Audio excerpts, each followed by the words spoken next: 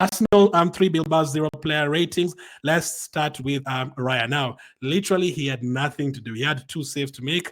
The long passes were good. He kept a clean sheet, but in terms of save, Raya did not have anything to do at all. So in terms of rating, it's difficult. But I'm going to give him a 7 out of 10 because he did his job. He was absolutely comfortable. The long passes. Literally, there's some points in that game where Raya was basically where Rice and Odegaard should be. The way we usually complain that Rice off his line too much. Today he was literally in midfield, let alone defense. He was like in the midfield, like he's so fine. I guess he just got bored because Bilbao are not doing anything at all. But I'm going to give him a 7 out of 10 because he kept a clean sheet. We haven't kept that many clean sheets so far this preseason, apart from the AC Milan game. So that is good to get a clean sheet there. Gabriel, I'm going to give him a 7 as well. Great to have him back. He played 60 minutes. I'm really happy to have him back, man. And there's a couple of corner kicks which he won the head, and I was like, yep, we missed this from Gabriel. Any cross that comes into the box, Gabriel is there to head it. If you look at his stats, he had 1 clearance, 1 interception, 3 out of 4 aerial duels, 100% ground duels, 2 out of 3 long passes, 97% pass accuracy. So Gabriel will always be Gabriel, whether it's a half-fit Gabriel or a fully fit Gabriel. I'm going to give him a 7 out of 10.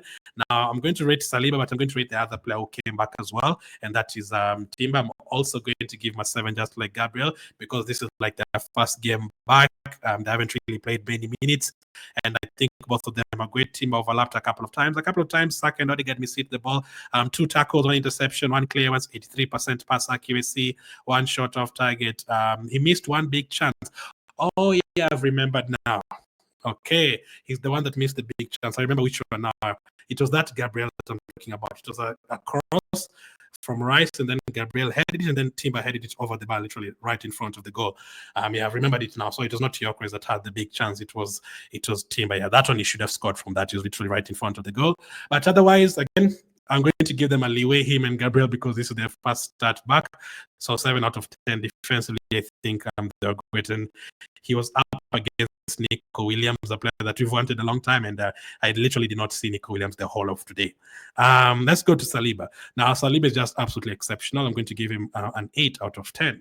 The way he's pushing the ball forward, he makes everything look so comfortable every single time. 3 clearances, 2 tackles, 100% ground deals, 97% pass accuracy, 74 out of 76 passes. 5 out of 6 long passes is also incredible, man, from Saliba. And he also scored a penalty at the end of the game as well, a very good penalty from Saliba. So 8 out of 10. I'm not really using the penalties to rate this one, but I'm saying he also added a very good penalty just to top it up. He is a penalty as well. I can also do that. So 8 out of 10 for him. Get that contract done as soon as possible. He also did not commit any fouls at all. So comfortable every single time. 8 out of 10. Calafiori impressed me as well. I should have rated him next to Gabriel and Timber because he also came back today. But I'm going to give him a 7 out of 10 as well, just like the other 2. I think he was good as well, pushing forward. In terms of, I know the injuries are frustrating. I know people usually say, Calafiori is injured. I saw some people saying Salim. Now, when Calafiori plays, he's really good. If you saw those performances last season against Man City, against Wolves, against PSV in the Champions League, when he's up to it and when he's starting to push forward, he can get you assists, goals, shots. He did make a mistake though. One of those shots, Bilbao had 2 shots.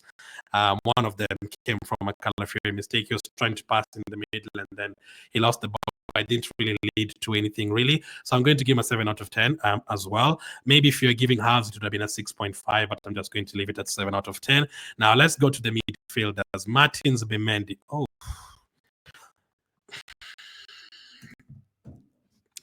ZUBIMENDI, 9 out of 10 for today. What a player. The 9 is I'm giving him an extra mark because he got an assist. Overall, the play, 8 out of 10. And then plus an assist, he gets an extra mark, 9 out of 10. Now, the tackles he's making in midfield, the way he's controlling that first chance that you created for Gyökeres, it came from ZUBIMENDI. ZUBIMENDI was playing a 1-2 with Saka. He went to the right wing, gave another very good through pass to Saka, and then that ended up in the Gyökeres missed chance in the first half, or the one that was saved. that he kind of fluffed a bit. That came from Zubimendi. And then he made the tackle right before that. And then from that play, we ended up getting a corner that led to the Gyökeres goal as well. And then on top of that, he puts in a very, very good cross for Gyökeres. How am I forgetting Gyökeres scored a goal? How dare me forget Gyökeres scored? Yeah, Gyökeres. The cross for Gyökeres from Zubimendi was absolutely unreal. It was absolutely fantastic once again today. And remember, this is like the first time he's playing next to Rice and Odegaard together, and he makes everything look so easy. Every time he has the ball, I'm like even looking to the side because I know he's not really going to lose the ball. He's very comfortable with it. Then on top of that, I feel like Odegaard is better in terms of tackles and interceptions and defensive work than Zubimendi. But even with that, today did very well in terms of that defensive work and the tackles and interceptions. I think he did very, very, very well and is very, very comfortable on the ball. Martin Zubimendi, absolutely love the performance today. So I'm going to give him a 9 out of 10. That picture from Arsenal is not clear enough, but we're going to just use it there. So for me, I was really impressed by him. In terms of his stats, let me read for you his stats today. He had 1 assist, 94% pass accuracy. He created 2 chances today, 5 out of 6 long passes, 100% cross accuracy as well. 4 out of 5 ground duels won, 100% aerial duels won, 4 tackles, 1 interception, no fouls committed for a defensive midfielder. Those are top-notch numbers. That is what you want to see. That is exactly what you want to see before playing Man United. And people whine about Zubimendi not adapting and Gyökeres not adapting. No. Today was absolutely fantastic from Zubimendi. And last time, considering Nogard was my man of the match last time, and today Zubimendi is my man of the match. Those are the 2 new midfielders, so I'm very, very happy with that. Zubimendi gets a 9 out of 10. Declan Rice is next up. What are we going to give Declan Rice for today? Let's give Rice a 7 out of 10 for today. Again, we know Rice can play way much better than that. Today was just an okay Rice performance. His crosses are still good. One of them almost went in directly. It hit the post. He did have that funny corner kick at the end of the game, nearly the end of the game, where he gave away the ball, but he still came back and recovered the ball. Again, first time we've seen him playing next to Zubimendi and Odegaard, so that is good. But these long passes are good. Saliba, Calafiori, Rice, all of them have like 5 out of 6 long passes completed. And there was a lot of that. In the first half, we were doing a lot of that. Like we were switching, flanks. Like the ball goes to Calafiori and then it moves directly to Saka with the long pass. So that is good. They've been practicing. Those are very good numbers in terms of the long pass accuracy. Once again, Rice today had 5 out of 5 long passes, 100%. 2 out of 5 crosses completed, 1 out of 2 dribble attempts. Ground duels, 1 out of 4. Yeah, we know Rice, that is somewhere that he can definitely do better. 1 clearance. So, yeah, it was just a 7 out of 10 for him. 68 touches of the ball. I'm just going to give him a 7. There was definitely other players who are better than him today. Odegaard, I'm also going to give him the same with Rice today. I'm going to give Martin Odegaard a 7 out of 10. Now, there's times in that game, especially in the second half, there was times he was picking up an interesting position. There was a time where it was Mosquera and Saliba, and in front of them it was Odegaard. Zubimendi was even farther forward than Odegaard, and Ben White was farther forward than Odegaard, and everyone else was farther. Odegaard is basically our third defender next to Saliba and Mosquera. So he's picking up so many interesting positions in that game, Martin Odegaard. He did put a couple of good through passes to Gyökeres as well. He created the chance for Saka. I don't know if they counted it as an assist for Odegaard, but it's the one that gave the pass to Saka for Saka's goal. The movement was okay. I didn't really see anything too wrong with Odegaard today, but you still expect him when Gyökeres clicks completely in this team and Saka becomes fully fit as well. Yeah, Odegaard is going to create a lot of chances, get a lot of assists, because Odegaard, even in a bad season last season, he was getting like 4 or 5 chances created when he was poor. So if he's doing that to these players that we have right now, he's going to get those. So I'm going to give him a 7 out of 10. Let me take a look at his numbers and see if there's anything I missed. 2 out of 2 long passes. This is really good. Like everyone had like 100% long pass accuracy, 75% pass accuracy, 1 chance created, 2 out of 6 ground duels, 1 tackle. He was fouled once as well. cross. He didn't attempt any cross today. He lost possession 13 times. So just a 7 out of 10, I guess. Odegaard and Rice can definitely do much better than this. If you see these 2 sevens here, it could be a 6.5, no problem. But these 2 sevens here, if Rice and Odegaard perform like 8.5, because this is a 7 and you've won 3-0. If these 2 players take these numbers, if Rice takes this number to where we are used to this number being like an 8 or 9, and Odegaard creates a couple more chances in a game, yeah, we would be in a better place than even today, because that means more chances and more domination from Rice in midfield. So 7 for the 2 of them. But yeah, I still need to see more from Rice and Odegaard, judging from today's game. Bukayo Saka on the right wing. Oof. Another fantastic performance. He played 90 minutes, 9 out of 10, just like Zubimendi. For me, he was very, very good once again. The combination played it's like Saka has been playing with all of these players for a long time. He was combining very well with Gyökeres. He was combining very well with even Zubimendi on the right side. Zubimendi was finding himself on the right side, playing 1-2s with Saka, and playing really well as well with Timber and Ben White, whoever was on the right side. He played 90 minutes as well, so Saka is always going to deliver as always. And on top of that, he got a goal, and on top of that, the assist for Havertz was really good as well. Perfectly timed, 1 out of 100% long passes as well. What? Everyone had 100% long pass. 2 shots on target. The first one was one of the easier ones for the goalkeeper to save. 3 out of 5 dribble attempts. That is good. 4 out of 9 ground duels. 1 out of 3 aerial duels. Clearance, tackles, interceptions, none. So I was saying on the watch along, this is what I want to see. I want to see Saka with 3 chances created, 4 shots on target, 2 shots off target, and then 0 clearance, 0 tackles. I don't mind that, because that means he's focused on attacking and not defending. If you look at Salah's numbers every game, sometimes Salah never has any clearance, never has an interception, never has any tackles, never has any block. But if you look at the attacking numbers, that means he never comes back to defend. His work is to stay forward and score goals. That is what you need to do with Saka, because Saka goes forward, back, every time. So that is how he picks up that many injuries, and not that many. That's how you're killing his hamstring last time, because he's going to be needed to defend, and then he plays 90 minutes. So, let's hope that the midfield that we have, Zubimendi and Rice, can cover for him. Tell Saka and Gyökeres, stay forward and do your job. When you give you the ball, score the goal. That's the thing that we need. So 9 out of 10 for Saka. Another brilliant performance. I think he got man of the match against was it Newcastle? I think he got a man of the match in one of those games. I think it was Newcastle or AC Milan. One of them, Saka was man of the match. So 9 out of 10 for him. Martinelli, better than what he was the last 2 games for sure. So I think this is the highest I've given him so far this preseason. 7 out of 10 for Martinelli. We're moving the ball quick in the first half. That is what I wanted to see. He was even combining well with Gyökeres as well. Gyökeres was moving to the left. Martinelli was giving him quick passes. He attempted a couple of good crosses. Let me take a look at his stats. I mean, obviously, once again, if you're comparing Saka and Martinelli directly, you'd be like, oof, there's still a big gap there, because we just gave Saka 9. But let's see. Let's take a look at his numbers. One, he got an assist. Martinelli got an assist. Is